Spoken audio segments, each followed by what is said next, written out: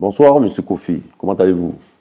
Bonsoir, je vais très bien, grâce à Dieu, merci. Nous sommes là pour parler d'une affaire de 40 milliards de francs CFA. Alors, ça, c'est vraiment le décor qui est planté. Je vais commencer par une première question. Elle est relative à la sortie du président de l'Union générale des consommateurs de Côte d'Ivoire. Le samedi dernier, M. Nguessan a animé un point de presse où il a indexé un certain nombre d'institutions et M. Kofi Julien a été cité. Alors, première question, s'agit-il de vous? Alors ça, c'est ce qui va induire que vous allez vous présenter et puis vous nous dire un peu ce qu'il est donc juste. Je vous remercie pour votre question.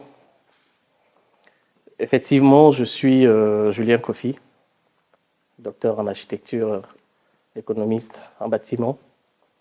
Je suis le DG de DC Group, qui, en son sein, a DC Immobilier, qui est notre partie promotion immobilière et gestion de projet. J'ai saisi l'Union générale des consommateurs de Côte d'Ivoire il y a à peu près 2 mois pour cette affaire qui dure depuis 2 ans. Et depuis que j'ai saisi l'Union générale des consommateurs de Côte d'Ivoire, son président, le président Nguessan, et tout son secrétariat général et ses collaborateurs n'ont ménagé aucun effort pour pouvoir aller résoudre ce problème-là. Donc, pour faire plus simple, est-ce qu'il s'agit bien de moi? Je dis oui, il s'agit très bien de moi. Je suis le directeur général de l'ICI Immobilier et les 40 milliards qui sont bloqués à la cible sont bien les fonds de l'ICI Immobilier. Très bien, M. Kofi. Ceci étant, 40 milliards, c'est quand même beaucoup d'argent. Comment en est-on arrivé là? Nous sommes installés depuis 2018. Donc, depuis 2018, j'ai laissé toutes mes structures en France et je suis rentré en Côte d'Ivoire. Quand je suis arrivé en Côte d'Ivoire, on a immatriculé notre installation en fonction des besoins spécifiques dans le domaine du BTP. Et dans ces besoins spécifiques, nous avions décidé de faire des logements à grande production pour les Ivoiriens. Nous avons élaboré un certain nombre de projets qui sont, entre autres, le projet de la MUTRAC, la mutuelle des agents de Cargill Cocoa, avec qui on a 1083 logements. Le projet de l'USACI, avec qui on avait proposé de faire 4513 logements à Bergerville. Le projet ACITEL, Association des cadres de Côte d'Ivoire Télécom, avec qui on avait décidé de faire 1800 logements à Djibi Nord. Une fois que nous avions réussi à élaborer l'ensemble de ces projets et plusieurs autres projets, nous nous sommes rendus compte très vite que les financements étaient difficiles à obtenir en Côte d'Ivoire. Quoique ces projets avaient des comptes séquestres, c'était très compliqué pour une banque de sortir 179 milliards de sa comptabilité pour financer, entre autres, le projet USACI. Donc, nous sommes allés à l'extérieur avec nos projets et nous avons négocié auprès des différents types de bailleurs que nous avons rencontrés pour qu'ils nous financent. Courant 2020, donc début d'année 2020, après plusieurs mois de tractation avec les bailleurs, on a pu obtenir un certain nombre de financements. Entre autres, le financement du projet du Trésor. On a appelé Résidence Trésor, mais c'est parce que nous avions au préalable le contrat avec l'USACI de 179 milliards. 179 milliards. Milliards pour le projet Trésor et 60 milliards pour le projet ACITEL que nous avions présenté. Dans le déroulé des faits, nous avions une urgence sur le terrain du Trésor à Bergerville, qui est un terrain qui faisait 21 milliards. Sur les 21 milliards, nous avons pu avoir un accord de pouvoir décaisser 10 milliards pour que le terrain puisse être réservé. Et comme nous étions en plan d'installation, Ils nous ont demandé de trouver un agrément par un notaire, surtout le notaire de l'opération immobilière. Entre autres, quelques mois auparavant, nous avions saisi l'étude de Maître Assaletano Jean-Marie pour nous représenter sur les différents achats de terrain que nous avions. Vu cette urgence, le bailleur a accepté de donner un agrément au notaire pour pouvoir recevoir une partie du financement, ne serait-ce que pour acheter le terrain et puis nous permet de pouvoir réaliser les réseaux de VRD. Et c'est ce que nous avons fait. Et le 26 mai 2020, le bailleur a décaissé sur les 179 milliards qu'il nous a accordés en crédit, 30 millions d'euros qui représentent à peu près 19 milliards 600 pour que Maître Assalé puisse avancer 10 milliards pour le terrain et puis restituer 9 milliards pour qu'on puisse réaliser les VRD. Par la suite, nous avions eu exactement le même problème pour le projet Acitel. Par contre, dans le projet Acitel que nous avions dessiné, il y avait un centre-ville. Et ce centre-ville, il y avait une action sociale sur le centre-ville. Le bailleur a demandé que cette action sociale qui couvrait la partie alphabétisation, l'insertion des jeunes désœuvrés et tout ça, soit pilotée par un organe, une ONG qui savait faire. Nous avions écrit à plusieurs ONG et RCDAO nous a répondu qu'elle était capable de nous accompagner. Donc, pendant 6 mois, nous avons travaillé avec eux pour pouvoir sortir le document final, ce qui nous a permis d'avoir le financement. Vous êtes sans ignorer que le président de la République a toujours axé son discours sur l'investissement. Il n'y a pas longtemps, lors de son discours à la Nation, il est revenu sur son appel aux investisseurs privés. Il a même dit qu'il allait créer une génération d'investisseurs privés, d'hommes d'affaires privés, qu'il a nommé les champions nationaux. Alors, comment vous recevez, comment vous percutez ce message-là du président de la République? Alors, écoutez, je pense que je le reçois très bien, mais je vais quand même souligner que il n'y a pas eu ce discours. Il n'y a pas eu ce discours, ce dernier discours à la nation. Depuis il est là depuis 10 ans, il y a eu le projet des logements sociaux. Et donc, il était question que chaque Ivoirien puisse avoir un toit.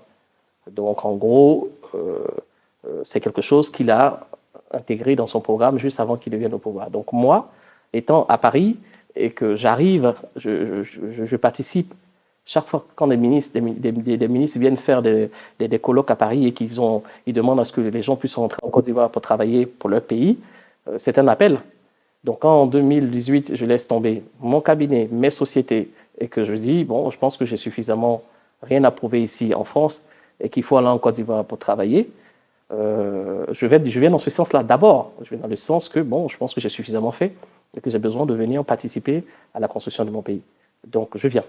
Après, on va dire quelques années plus tard, 10 ans plus tard, on a envie de créer des champions nationaux, mais je pense que nous y sommes. C'est une bonne nouvelle. Et bon, quand on a eu cette information, ça nous a donné plus de niaque à pouvoir continuer ce que nous avions déjà commencé, puisque nous n'avions pas attendu d'abord ce discours-là avant d'essayer d'aller dans le sens. Et là, le discours du président est surtout contrarié sur le terrain, d'autant plus que 40 milliards arrivent dans les comptes d'une banque et finalement, on ne sait pas si d'ici, Immobilier doit rentrer en possession. Alors, êtes-vous confiant? Que pensez-vous, selon vous, qui faut toucher? Faut-il toucher le président de la République? Faut-il l'interpeller? Qu'est-ce qu'il faut faire, M. Kofi? Je suppose que le président de la République travaille à ce qu'il y ait des institutions dans le pays. Il travaille à ce qu'on soit un État de droit. Je pense que ça fait partie de son combat quotidien. Et dans un pays, quand on fait un transfert de type MT-103, il n'y a pas d'intervention humaine. Le transfert part d'une banque, il transite sûrement pour des besoins d'échange à la banque centrale, et les fonds arrivent dans le pays. Il n'y a pas forcément besoin d'intervention humaine. Mais dans tout pays dans lequel on est, il y a des règles. Et quand les fonds sont arrivés, nous avions fait ce qu'il y avait à faire. entre autres le CENTIF, pour faire les déclarations. C'était en prêt. On a écrit au directeur des emprunts extérieurs, on a écrit à la banque, on a écrit à la BCEAO. Bon, enfin, j'estime que ce soir, je vais respecter l'esprit du point de presse du président Nguessan. Mais justement, pour vous lancer sur ce point de presse. En respectant son esprit, permettez-moi de ne pas me prononcer là-dessus. D'accord. Parce que je commence déjà par étaler exactement ce qui s'est fait. Je serais en train de ne pas respecter le délai qu'il a donné à la cible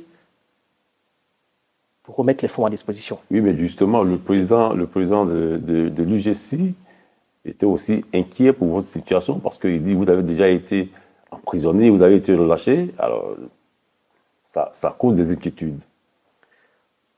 Son inquiétude est légitime pour la simple et bonne raison que ça fait quasiment plus de 2 ans que je suis quasiment pas chez moi à la maison.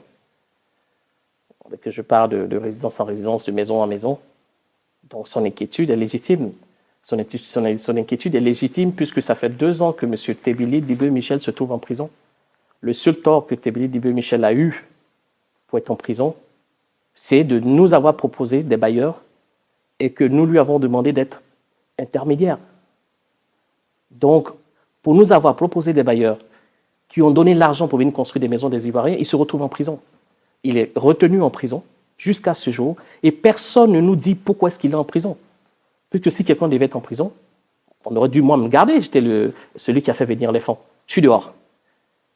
Pire, le bailleur est là. Le bailleur est à Abidjan, il a pris des avocats qui font partie de la procédure et Michel se trouve en prison. Donc, son inquiétude est légitime. Moi, je ne vais pas principe que ma vie dépend de Dieu. Mon argent est arrivé chez vous, donnez-moi mon argent. Il n'y a pas de question de mort là-dedans. Je ne vais pas principe.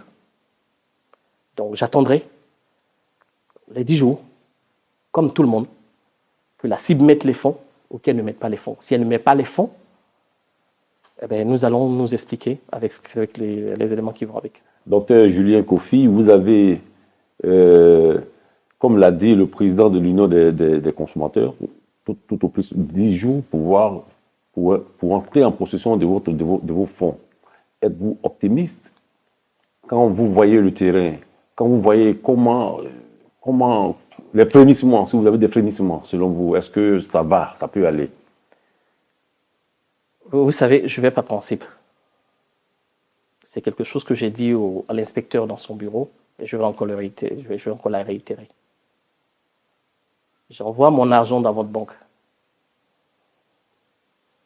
De mai à décembre. Le 10 décembre, le 26 mai à 10 décembre, vous me demandez de venir justifier les fonds que j'ai reçus. Je dis bien justifier les fonds que j'ai reçus. Donc je suppose que mes fonds sont là. Maintenant, pour X raisons, vous ne voulez pas me donner mon argent, permettez-moi moi de faire repartir l'argent chez le bailleur. Parce que j'ai un délai de grâce de 3 ans. J'ai déjà consommé 2 ans là-dedans. L'année prochaine, je vais devoir payer les intérêts de cet argent-là. Donc, ce n'est pas grave. Pour l'instant, je n'ai pas encore atteint la période où je dois payer les intérêts. Je retourne l'argent du bailleur, ce n'est pas grave. Nous sommes certainement au terme de notre entretien. Alors, droit dans les yeux, si vous aviez un message à lancer, outre tout ce que vous avez dit, qu'est-ce que nous pouvons retenir de cette affaire et de M. Kofi Julien? J'aimerais tout simplement dire à la cible, quand on fait un transfert, ça part d'un ordinateur, ça traverse la banque à la banque centrale, de la banque centrale à la banque correspondante, de la banque correspondante à la banque centrale, de la banque centrale à la banque centrale nationale, de la banque centrale nationale sur le compte. 40 milliards ne peut pas disparaître. Et donc 40 milliards ne peut pas disparaître. Je pense que je sais exactement ce qui s'est passé parce que depuis 2 ans, j'ai suivi mon argent. Et que je conseille sagement à la cible de remettre les fonds à disposition. C'est tout le conseil que je peux leur donner. Merci, M. Julien Kofi. Je rappelle que vous êtes Julien Kofi Amon. Vous êtes directeur général de Dissou Group, dont DC Immobilier est un des organes. Merci de nous avoir reçus. Je vous remercie.